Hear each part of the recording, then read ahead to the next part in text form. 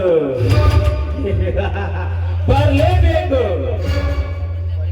किसी के बात से तुम डरो मत, किसी के उम्मीद पर तुम रहो मत, किसी पर भरोसा रख के तुम जियो मत. That is my policy. ಕನಸು ಕಾಣುವವನೇ ಕನಸುಗಾರ, ಜನ ಗಳಿಸಿದವನೇ ಜನನಾಯಕ, ತೊಟ್ಟು ಗಳಿಸಿದವನೇ ಸಾಹುಕಾರ. ಈ ಸಮಾಜದಲ್ಲಿ ಮನುಷ್ಯ ಸಂತೋಷವಾಗಿ ಬಾಳಿ ಬದುಕಬೇಕಾದರೆ ತೊಟ್ಟು ಬೇಕು. ತೊಟ್ಟು ಬಂದರೆ ಸಾಕು, ಈ ಜಗತ್ತಿನಲ್ಲಿ ಮನುಷ್ಯ ಏನು ಬೇಕಾದರೂ ಸಾಧಿಸಬಲ್ಲ. ಲೇ ವಜ್ರಕಾಂತ್, ನಿನ್ನ ಬಲಗೈ ಬಂಟನಂತೆ ನಿನ್ನ ಮುಂದೆ ನಟನೆ ಮಾಡಿ ನಿನ್ನ ಅನ್ಯಾಯವಾಗಿ ಕೂಡಿ ಹಾಕಿರುವ ನಿನ್ನ ಆಸ್ತಿಯನ್ನೆಲ್ಲ ದೋಚಿಕೊಂಡು ನಿನ್ನ ತಂಗಿ ಪಲ್ಲವಿ ಏನಂತ ಬಣ್ಣಿಸಲಿ ಅವಳ ಸೌಂದರ್ಯದ ಸೊಬಗೊಂಡು. ಸುರ ಸುಂದರಿಯರಾದ ರಂಬೆ ಊರ್ವಶಿ ಮೇನಕೆಯರಿಗೆ ಎಲ್ಲಿಯಾದರೂ ಕಪ್ಪು ಚುಕ್ಕೆ ಇರಬಹುದು, ಆದರೆ ಅಂಬರದ ಕೆಂಬಣದಲ್ಲಿ ಮೂಡಿ ಬಂದಂತೆ ಆ ಪಲ್ಲವಿಯ ಒಲವು ಬೇಲೂರಿನ ಶಿಲಾಬಾಲಿಕೆಯಂತೆ ಸೃಷ್ಟಿಸಿದ್ದಾನೆ ಆ ಬ್ರಹ್ಮಾವಳನ್ನು. ಅಷ್ಟೊಂದು ಸೌಂದರ್ಯವತ್ತವಳನ್ನು ನನ್ನವನನ್ನಾಗಿ ಮಾಡಿಕೊಳ್ಳದಿದ್ದರೆ ಈ ಜಗತ್ತಿನಲ್ಲಿ ನನ್ನಂತ ಮೂರ್ಖ ಯಾರೂ ಇಲ್ಲ. ಓಹೋ, ನಾನು ಆತು ಇರುತ್ತಿರೋ ಬೇಟೆ ಇತ್ತ ಕಡೆಗೆ ಬರುತ್ತಿದೆ. ಬರಲಿ, ಹೇಗಾದರೂ ಮಾಡಿ ನನ್ನ ಮೋಸದ ಕಾಲನ್ನು ಹಾಕಿ ನನ್ನ ಬಲೆಯಲ್ಲಿ ಕೆಡವಿಕೊಳ್ಳಲೇಬೇಕು.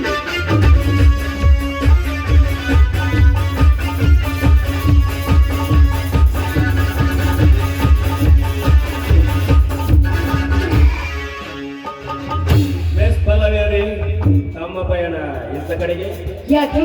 ಹೊರಗಡೆ ಬರಬೇಕಾದ್ರೆ, ಈ ಪ್ರಕೃತಿ ಸೌಂದರ್ಯ ಸವಿಯಬೇಕಾದ್ರೆ ಯಾವುದಾದ್ರೂ ದೊಡ್ಡ ನಾಯಕನ ಅಪ್ಪಣೆ ಪಡೆಯಬೇಕಿತ್ತು ನೀನು. ಮಿಸ್ಅಂಡರ್ಸ್ಟ್ಯಾಂಡಿಂಗ್ ಮಾಡ್ಕೊಂಡಿದ್ದಾರೆ ಮಿಸ್ ಪಲ್ಲವಿ ಅವರೇ. ಈ ಊರಿಗೆ ಆಗರ್ಭ ಶ್ರೀಮಂತರು ಮೇಲಾಗಿ ಕೈಗೊಂದು ಕಾಲೊಂದು ಹಾಲನ್ನು ಇಟ್ಟುಕೊಂಡಿರೋ ತಾವು ಹೀಗೆ ಕಾಲ್ನಡಿಗೆಯಲ್ಲಿ ಬರುವುದೆಂದರೆ ನನ್ನ ಮನಸ್ಸಿಗೆ ಸ್ವಲ್ಪ ಮುಜುಗರ ಎನಿಸುತ್ತಿದೆ. ಪಲ್ಲವಿ, ನೀನು ಹೂ ಎಂದರೆ ಇದರ ಏರ್ಪಾಡನ್ನು ನಾನು ಮಾಡಿಕೊಡುತ್ತೇನೆ. ತೊಂದರೆ ಯಾರು ತೆಗೆದುಕೊಳ್ಳಬೇಕಾಗಿಲ್ಲ. ನನ್ನ ವಿಷಯದಲ್ಲಿ ಭಾಗವಹಿಸಿರ್ಬೋದು, ಆದ್ರೆ ನನ್ನ ವಿಷಯದಲ್ಲಿ ಮೂಗು ತೂರ್ತಿದ್ದೆ. ಆದ್ರೆ ಪಲ್ಲವಿ, ನಿನ್ನನ್ನು ನನ್ನ ಹೃದಯ ಎಂಬ ಪಲ್ಲಕ್ಕಿಯಲ್ಲಿಟ್ಟು ಪೂಜಿಸುತ್ತೇವೆ. ಅಂದರೆ ತಮ್ಮ ಮಾತಿನ ಅರ್ಥ? ಪಲ್ಲವಿ, ನನಗೆ ಸುದ್ದಿ ಬಳಸಿ ಮಾತನಾಡುವ ಅಭ್ಯಾಸವಿಲ್ಲ, ನೇರವಾಗಿ ವಿಷಯಕ್ಕೆ ಬರುತ್ತೇನೆ. ಎಂದು ನಾನು ಈ ಊರಿಗೆ ಕಾಲಿಟ್ಟನು ಅಂದೇ ನಿನ್ನ ಸೌಂದರ್ಯಕ್ಕೆ ಮಾರೋಗಿದ್ದೇನೆ. ನನ್ನ ಜೀವನದಲ್ಲಿ ಮದುವೆ ಎಂಬ ಮಂಗಳ ಕಾರ್ಯವಾಗಬೇಕಾದರೆ ಅದು ನಿನ್ನಿಂದ ಮಾತ್ರ ಸಾಧ್ಯ ಎಂದು ನಾನು ತೀರ್ಮಾನಿಸಿ ಬಿಟ್ಟಿದ್ದೇನೆ. ಪಲ್ಲವಿ, ನನ್ನ 100 ಜನ ಅರಸಿರರಲ್ಲಿ ನಿನ್ನನ್ನೇ ನನ್ನ ಪಟ್ಟದ ರಾಣಿಯನ್ನಾಗಿ ಮಾಡಿಕೊಳ್ಳುತ್ತೇನೆ. ಏನಂತೀಯ? ನನ್ನ ಕಾಲಲ್ಲಿರುವ ಚಪ್ಪಲಿನ ಮುಖಕ್ಕೆ ಹತ್ತು ಹಾಗೆ ನಾನು ಹೊಡಿಬೇಕು ಅಂತೀನಿ. ಚಪ್ಪಲಿಯನ್ನು ಎತ್ತಿರೋ ಮನೆಯಲ್ಲಿ ಬಿಟ್ಟಾಕ್ಷಣ ಅದನ್ನು ತಲೆ ಮೇಲೆ ಹೊತ್ತುಕೊಂಡು ತಿರುಗುವ ಮೂರ್ಖರು ನಾನಲ್ಲ. ಅಂದರೆ ನಿನ್ನ ಮಾತಿನ ಅರ್ಥ ಅರ್ಥವಾಗ್ಲಿಲ್ವಾ? ಇಂಥ ಶುಭವಾಣಿ ಅರ್ಥವಾಗೋದು ಇಲ್ಲ. ಸರ್ಕಾರದ ಕಾನೂನುಗಳನ್ನು ತಿರುಬರುವ ಮಾರುವ ನಿನ್ನಂತ ಮಾರ್ಗದ ಬುದ್ಧಿಗೆ ಎಲ್ಲಿಂದ ಅರ್ಥವಾಗಬೇಕು? ಪಲ್ಲವಿ, ಮೆತ್ತಗೆ ಮಾತನಾಡಿ ನಿನ್ನನ್ನು ಒಲಿಸಿಕೊಳ್ಳಬೇಕೆಂದರೆ ಎಷ್ಟು ಸೊಕ್ಕಿನಿಂದ ಮಾತನಾಡುತ್ತೇವೆ ಹೆಣ್ಣೆ. ಸೊಮ್ಮನೆ ಆಟ ಮಾಡಬೇಡ. ನಿನಗೆ ಏನು ಬೇಕು ಕೇಳು, ಎಷ್ಟು ದೊಡ್ಡ ಬೇಕು ಕೇಳು, ಕೊಡುತ್ತೇನೆ. ಆದರೆ ಒಂದೇ ಒಂದು ಸಾರಿ ನಿನ್ನ ದೇಹದ ರುಚಿ ಉಣ್ಣಬೇಕೆನ್ನುತ್ತಿದೆ ನನ್ನ ಮೈಮನ. ಅವಿವೇಕಿ, ಕೈಯಲ್ಲಿ ಕಾಸಿದೆ ಅಂತ ಕುಬೇರನಂತೆ ಬೆಳೆಯಬೇಡುವ.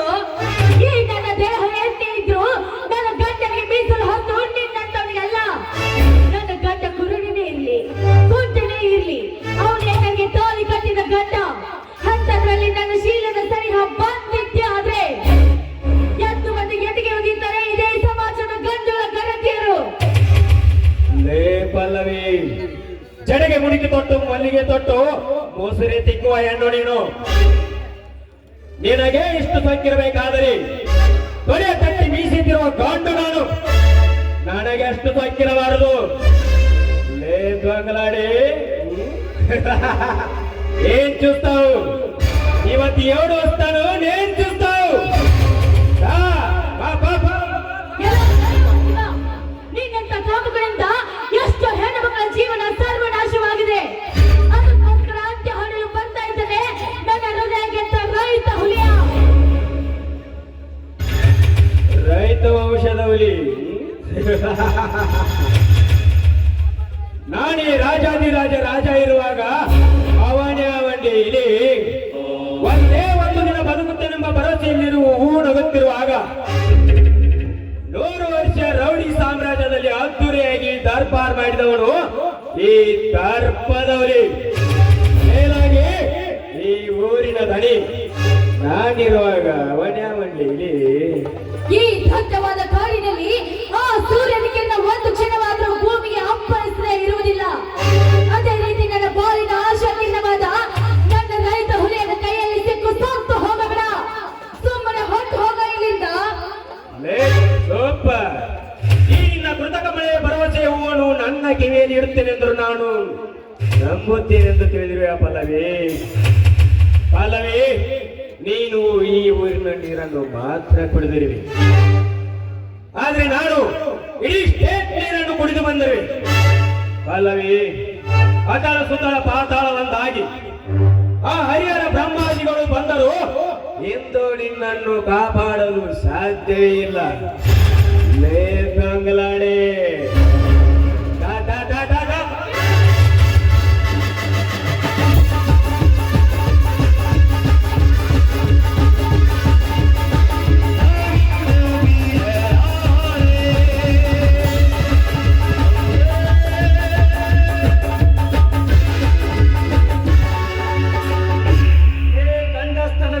ಚಂಡ ಅವಳ ಕೈಯನ್ನು ಇಲ್ಲದಿದ್ದರೆ ಈ ನನ್ನ ಕೊರಲೆಯಿಂದ ನಿನ್ನ ರುಂಡ ಚಂಡಾಡಿ ಬಿಡುತ್ತೇನೆ. ಈ ಗಡ ಸರ್ಪವನ್ನು ಕೆಳಗಲು ಮುಟ್ಟಲು ಬಂದವನು ನೀನೇ ಅವರಲ್ಲಿ. ಬಚ್ಚ ನೀನು ಘಟ ಸರ್ಪವಾದರೆ ನಾನು ಕರಿ ಬಿಚ್ಚಿದ ಕರುಣ. ನಿನ್ನನ್ನು ಕುಚ್ಚದ ಬಿಡಲಾರ ಈ ರೈತ ವಂಶದ ಹುಲಿ ಅರ್ಥಾತ್ ಹುಲಿಯ. ರೈತ ವಂಶದ ಹುಲಿ ಹುಲಿಯ ಎಂಬ ಹೆಸರಿಟ್ಟುಕೊಂಡ ಮಾತ್ರಕ್ಕೆ ಹುಲಿಯಂತೆ ಹರಿಸಾಡಲು ಬಂದರೆ ಹೊತ್ತು ನೋಡಿ ನಿನ್ನ ಘಟ ಬೀಳಿಸಬೇಕಾಗುತ್ತದೆ. ಎಚ್ಚರ. ಸುಮ್ಮನೆ ಇವಳನ್ನು ನನಗೆ ಒಪ್ಪಿಸಿ ಇಲ್ಲಿಂದ ಹೊರಟು ಹೋಗಿಬಿಡು. ಏ ಮಗಳ, ಸುಮ್ಮನೆ ಹೊರಟು ಹೋಗಲು ಬಂದಿಲ್ಲ. ಇಂದು ನನ್ನ ಪಲ್ಲವಿಯನ್ನು ಕಲಿಕೆ ನನ್ನ ರೋಷವನ್ನು ಮತ್ತಷ್ಟು ಹೆಚ್ಚಿಸಿದೆ. ಆ ಹಚ್ಚಿನ ಉರಿಯಲ್ಲಿ ನೀನು ನಿನ್ನ ಬೆನ್ನ ಹಿಂದೆ ಬಂದವರು ಸುಟ್ಟು ಬೂದಿಯಾಗಲೇಬೇಕು. ಅಲ್ಲಿಯವರೆಗೆ ರೈತರ ವಂಶದಲ್ಲಿ ಹುಟ್ಟಿದ ನನ್ನ ಮನಸ್ಸಿಗೆ ಸಮಾಧಾನವೇ ಇಲ್ಲ. ರೈತ ವಂಶ